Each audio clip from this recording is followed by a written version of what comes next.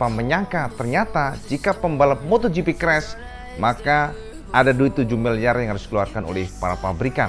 Apakah dengan 7 miliar tersebut maka pembalap yang crash harus juga dipotong gajinya? Kita akan racik sebuah video khusus, kita akan bongkar.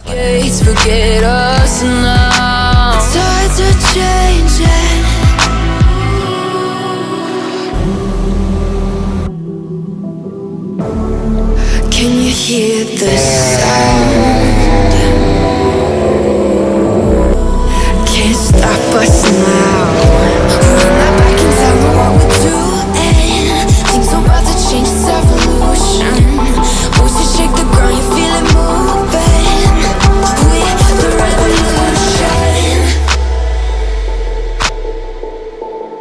Can you hear the sound? Assalamualaikum warahmatullahi wabarakatuh. Kang Bro, ketemu mana dengan Iwan beneran Kang Mas. IWB ingin membahas sebuah video yang tentunya video ini IWB garap berdasarkan permintaan sampean, request sampean, rasa penasaran sampean. Jadi ini adalah sebuah video yang akan menjawab rasa penasaran, ingin tahu sampean. Karena IWB rasa bahwa pertanyaan mengenai ini cukup banyak, Cak. Makanya IWB kumpulkan dan malam ini kita akan membahas mengenai sesuatu yang pastinya sampai semuanya penasaran tentang ini. Yang pertama ada tentang crash. Karena banyak banget, Cak, dari sampean-sampean yang bertanya ke Iwan beneran, Cak, IWB gimana sih kalau pembalap crash? Apakah pembalap MotoGP nanti akan dipotong gaji? Dan kira-kira berapa sih biayanya ketika ada pembalap yang crash? Karena kita tahu, Cak, bahwa pembalap saat ini selalu mencari limitnya. Makanya kalau sampean perhatikan, pada saat free practice, para pembalap seringkali mereka harus mengorbankan yang namanya motor. Karena mereka mencari limitnya, mencari batasnya. Ya pastinya, Cak, karena setiap pembalap itu harus bisa mencari limit daripada kemampuan motor. Bagaimana traksi optimumnya, bagaimana kekuatan akselerasinya, semuanya dirasakan, Cak. Walaupun tentu saja kalau sebenarnya pertanyaan mengenai motor MotoGP, semua dikontrol oleh elektronik. Akan tetapi untuk meraba kekuatan dari motor tersebut dibutuhkan namanya feeling. Itulah kenapa namanya pembalap tidak bisa, Cak, digantikan oleh mesin, nggak bisa. Jadi ibaratnya ya, walaupun semuanya sudah dikontrol oleh elektronik ya, dari traksi kontrol, bahkan bukaan gas pun juga dikontrol, akselerasi juga dikontrol supaya ban tidak sliding, supaya ban bisa mendapatkan traksinya secara optimum. Tetap, Cak, feeling pembalap itu nomor satu, di mana motor ini harus mampu mendapatkan traksi optimumnya. Jadi jangan salah, kalau kita mengatakan atau kita membahas mengenai power, motor dengan power besar belum tentu dia bagus. Karena motor besar harus bisa menerjemahkan akselerasi, menerjemahkan traksinya itu atau powernya itu ke ground atau ke aspal. Ibaratnya, Cak, bagaimana ketika pembalap ngegas, bagaimana bisa supaya penyaluran tenaga itu benar-benar optimal di aspal. Jadi nggak bisa nih kalau sama terlalu overpower dan ternyata motor tidak mampu menerjemahkan dari powernya, yang ada adalah sliding. Itulah kenapa seluruh pembalap, seluruh tim saat ini mencoba mendapatkan traksi secara melimpah, mendapatkan optimal traksi tanpa mengorbankan dari keawetan ban itu sendiri. Jadi ini menjadi tantangan yang sangat sulit bagi tim dan juga pembalap. Setiap motor itu karena memiliki karakteristik berbeda. Nah, jadi, Cak, kalau sambil bertanya mengenai ini, pastinya kita akan disodori banyak sekali crash ya. Jadi pembalap yang terkenal seringkali crash adalah Marc Marquez. Dan memang Marc ini adalah salah satu pembalap yang cukup terkenal bahwa dia sangat senang sekali mencari limit daripada motornya. Dan kita tahu pula bahwa RC213V generasi sebelumnya memiliki traksi depan front end sangat melimpah, tapi belakangnya kurang. Bagaimana motor ketika keluar tikungan bisa mendapatkan kecepatan yang diinginkan. Karena semakin dia cepat masuk ke tikungan dan juga corner speednya dipertahankan, maka akselerasinya juga lebih baik. Dengan catatan, traksi ban belakang itu selalu melimpah. Ketika pembalap crash ya, jadi pembalap jelosor ya ibaratnya, kemudian motor rusak, ternyata miliaran, Cak, yang dibutuhkan untuk itu. Nah, sebelum kita melangkah ke sana, perkenalkan IWB memberikan catatan ke sampean semuanya. Ini adalah catatan bagaimana para pembalap semuanya ya, all class ya, semuanya kelas. Semua kelas itu ada yang namanya top 10-nya. Jadi top 10 itu rankingnya maksudnya ya.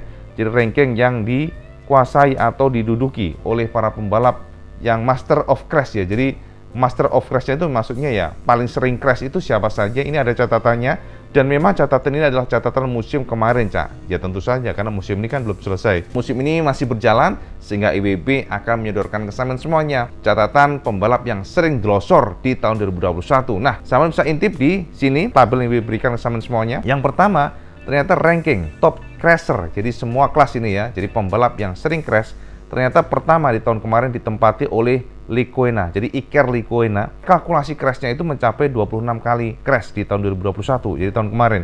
Ini kelas MotoGP, dan IWB juga cukup surprise karena IWB pikir yang akan menjadi master of crash itu Marc Marquez, tapi ternyata bukan, Cak. Tahun kemarin ditempati oleh Iker Lecuona. Kemudian yang kedua, nah ini Cak, baru Marc Marquez. Jadi Marc Marquez ini menempati posisi kedua dengan catatan jatuh selama 22 kali di tahun kemarin. Ini adalah kombinasi kualifikasi, race, ataupun ya free practice lah. Jadi ini menjadi satu semuanya. Dan yang ketiga adalah Aaron Canet. Jadi ini adalah Moto2 yang menorehkan crash selama 21 kali. Dan keempat, siapa menyangka ternyata pembalap Honda, yakni Pol Espargaro, yang mencatatkan crash selama 20 kali. Jadi Pol ini ternyata crash selama 20 kali. Ini ya beda tipis dengan Marc Marquez selama 22 kali, jadi beda 2 kali. Ini sepertinya Pol tahun kemarin mencari titik optimalnya, beradaptasi lah dengan RC213V, mencari titik limitnya. Dan kemudian kelima adalah Alex Marquez dari Honda pula, di kelas MotoGP pastinya, ini dengan 19 kali crash. Kemudian baru nextnya ya adalah Albert Arenas dari Moto2 dengan 19 kali. Baru Toba Kaito 19 kali pula Moto3. Kemudian Alex Espargaro dari Aprilia. Ternyata siapa menyangka Alex ini menempati posisi yang juga cukup banyak ya, karena 18 kali crash di tahun kemarin. Baru Hector Garzo Moto2 dengan 18 kali pula, dan setelah itu Tatsuki Suzuki dari Moto3 dengan 18 kali, kemudian Cameron dari Moto2 17 kali, dan Somkia Chantra dari Moto3 pula dengan crash 17 kali. Jadi ini ada catatan crash yang bisa-bisa kesamaan semuanya para pembalap MotoGP. Nah, kalau kita lihat memang crash selalu tidak bisa dihindari, karena musim kemarin contohnya ya, yang selama 18 seri, di setiap akhir pekan balapan kita selalu dihadirkan dengan crash yang memang sudah menjadi hal lumrah, Cak. Bagi seorang pembalap, banyak faktor yang menyebabkan crash terjadi. Salah satunya adalah yang sudah besar kesamaan semuanya, mempush hingga limit. Kesalahan pembalap lain hingga masalah teknis yang membuat para pembalap bisa mengalami crash. Sekarang kita kalau melihat dari biaya, Cak, memang kalau kita membahas mengenai crash ini pasti ada kaitannya dengan biaya atau ongkos yang dikeluarkan oleh para pabrikan. Sebelum kita melangkah ke sana, perkenankan IWB memberikan gambaran kesamaan semuanya, Cak. Berapa sih sebenarnya budget yang dibutuhkan oleh para pembalap ataupun tim di MotoGP untuk semuanya ya. Jadi bukan hanya untuk menggaji pembalap, tim factory contohnya ya, mereka juga harus membayar para staff yang rata-rata berjumlah 50 orang di setiap race-nya. Sementara itu harga mesin MotoGP dari catatan yang IWB kumpulkan, ini adalah kisarannya, Cak ya. Jadi kisarannya itu di angka 200.000 euro atau sekitar 3 miliar hingga 250.000 euro, atau jika kita rupiahkan mencapai 3,8 miliar. Itu satu mesin, Cak. Jadi bandrol tersebut itu hanya untuk satu mesin, sedangkan tiap rider rata-rata punya 7 mesin ya. Ini untuk yang tim non konsensi, sementara untuk yang konsensi itu adalah 9 mesin, dan rata-rata tim mengandalkan 2 orang pembalap. Tentu biayanya membengkak dengan banyaknya jumlah rider dan jumlah mesin yang dicangkokkan pada motor tersebut. Sedangkan untuk full satu motor membutuhkan biaya hingga 30 miliar atau 2 juta euro ya per motornya, dan biaya tersebut bisa lebih mahal lagi khususnya untuk RC213V Marc Marquez yang konon nilainya hingga 45 miliar. Gendeng tenan Kang Mas. Nah, kontribusi biaya yang lumayan besar datang dari sistem pengereman, Cak, yang ternyata siapa menyangka untuk 3 pasang kaliper kanan kiri, 10 disc brake karbon, dan 28 kampas rem, perintilan tersebut ternyata menelan biaya hingga 70.000 euro atau jika kita rupiahkan mencapai 1 miliar. Selain itu, Cak, material yang digunakan untuk bodywork motor ya, jadi bodyworknya nih, kalau sama nanya sih mengenai fairing-fairing dan sebagainya, itu kalau kita kalkulasi ya, jadi itu adalah kombinasi material karbon yang yang semuanya dihitung secara euro per kilogramnya, dan juga magnesium ya. Jadi magnesium ini ya beberapa part lah yang nyantol di sana, dan ternyata untuk itu saja kisarannya sekitar 61 jutaan atau 4.000 euro. Kemudian pada sektor elektronik memakan biaya hingga 100.000 euro atau 1,5 miliar, Kang Bro. Selain itu, Cak, biaya tim factory bisa membengkak jika rider mengalami crash parah yang menyebabkan banyak perbaikan suku cadang motor. Nah, ini tema yang sedang kita bahas nih. Jadi misalnya nih, ada benturan tidak begitu keras ya, kemudian mungkin ada yang protol kayak footstepnya, atau mungkin ada tuasnya yang bengkok, mungkin ada knalpotnya yang bengkok, atau mungkin ada pernik-pernik yang mungkin tidak terlalu berat lah. Nah, itu ternyata dari kalkulasi yang di-share oleh beberapa media luar, dari beberapa informasi di sekitar pedok, biaya yang dikeluarkan oleh tim itu bisa mencapai sekitar 15.000 euro hingga 20.000 euro. Jadi kisarannya 300 jutaan. Biaya tersebut harus dikeluarkan untuk memperbaiki ya mungkin rodanya, rem, cakram, suspensi, radiator, sensor, dan macam-macam lah. Namun biaya tersebut bisa merangkak hingga setengah juta euro atau sekitar 7 miliar jika pabrikan harus memperbaiki komponen krusial lainnya seperti swing arm, sasis, elektronik, tangki bahan bakar ataupun engine. Nah, untuk engine Cak, spesial untuk mesin ini memang tidak bisa diperbaiki, artinya nggak bisa dibongkar total karena kan dihomologasi. Jadi mesin itu disegel. Nah, kecuali kalau memang mesinnya itu sudah benar-benar nggak bisa dipakai, ini berarti tim harus withdraw atau ya tadi ya kemarin kita pernah bahas bahwa mesin akan ditarik, artinya ya nggak akan bisa dipakai lagi, ini sudah rusak. Jadi mesin itu tidak bisa dibongkar, nggak bisa diganti komponennya. Memang demikian Cak regulasi dari MotoGP. Jadi kalau kita sebut engine ya mungkin biasa ada mungkin radiator yang bocor dan sebagainya yang minor-minor lah. Tapi kalau semacam kayak mesinnya tuh sampai dalamannya problem, komponennya mungkin ada macet ring pistonnya atau apa ya, ini nggak mungkin sih sekelas MotoGP macet ring piston. Tapi pernah dulu ya pada saat Yamaha jeblok ya dulu over rev ya, tahu sampean pasti inget ya pada saat Valentino Rossi over rev sehingga dia jeblok untuk pistonnya dan ternyata itu ya mau nggak bisa diperbaiki, jadi harus ditarik karena memang rusak total. Jadi nggak bisa diperbaiki, nggak bisa dibuka, nggak bisa dibongkar lah, nggak boleh lah intinya gitu. Nah jadi gitu Cak ya. Nah jadi kalau kita kalkulasi ini artinya apa? Dengan hanya semuanya ini per musimnya mereka atau para tim ini bisa menghabiskan miliaran rupiah. Jadi 7 miliar Cak itu untuk yang problemnya lumayan keras ya, sasis yang mungkin bengkok, yang mungkin berat dan ini masif sifatnya, maka tim bisa mengeluarkan hingga 7 miliaran.